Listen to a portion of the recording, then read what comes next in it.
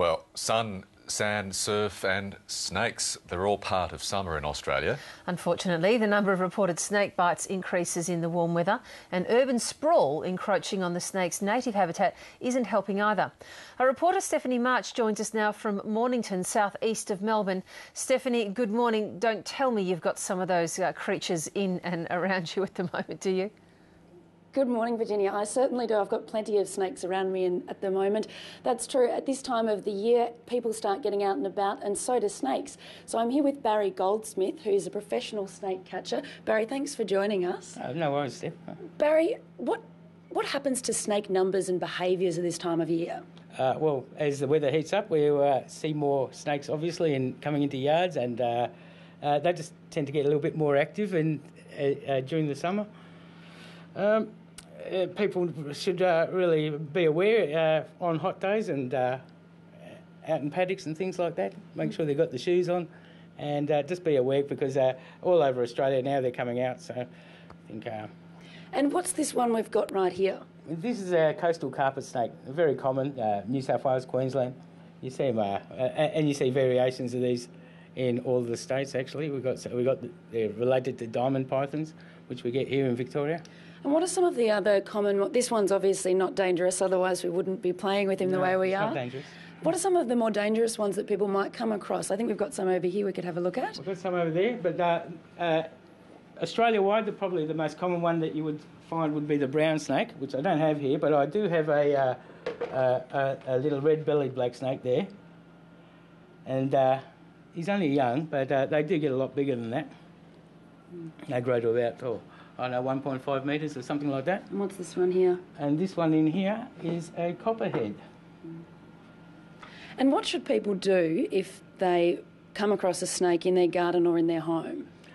If you come across a snake in your garden, in your home or in your house, you need to... well, first thing you've got to do is stand back from it, take a step back from it. You don't need to run away from it because if you run, you might run straight into a clothesline or a tree or something like that. So just be... aware of its presence, you step back, you go and ring a snake catcher. If you've got a snake catcher on speed dial, you'd ring him, or you could do a Google search or an internet search and just use your postcode and the word snake catcher, and that would bring up the catchers. So stay away and stay calm. Definitely stay away from it, stay calm. That's the main thing. And now, obviously, we'd never try and catch a snake ourselves. We'd leave that to the experts like yourself. Yes. What would you do when you were to catch a snake in someone's backyard or someone's house? Well, first you can show us if you like. I can show you, but I'll show you on a rubber snake because I don't want to do it on my snake. You're going to have to hold this guy. Can I put that around your neck? Whoa. No worries. Snake scarf. Yes. Okay. Let go, you. Okay, so... pretend that this is a real snake. This is actually a snake that I got called out to. So the people thought it was a real snake, and then got there and it was sure enough it was this rubber snake that was in their pond. What I would do, I'll get a snake like that. I would hook it under the tail, and in theory the snake is moving. I grab it by the tail like that, basically hook it up like that, and that way it's in control most of the time. And then it's just a matter, of putting it into the bag like so. Beautiful, easily done. Then I drop the hook and tie it to the bag. Now, you said sometimes you get the occasional call out to a rubber snake. What are some of the weirder ones you've been called out to in your time? Oh, I've been called out to rubber snakes. I've been called out to earthworms, bits of carpet, bits of rubber hose.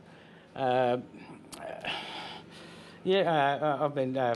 called out. What was the last one? There was a snake on a plane down at Taiab Airport. Just like the movie. Yeah, snakes on planes. What else was there? Blue-tongued lizards and fence skinks. I've been called out to the little brown fence skinks. This guy asked me to remove them all off his fence, off his wooden paling fence. I said, I don't know about that. I don't think I can do that. And blue tongues are very common. All right, look, thank you, Barry Goldsmith, so much for your time. Much appreciated. Well, Virginia and Michael, I hope if I come across any snakes this summer, they're as friendly as our good friend Morty here. But if not, I'll definitely be calling someone like Barry to help me out. You better hope that Morty stays friendly.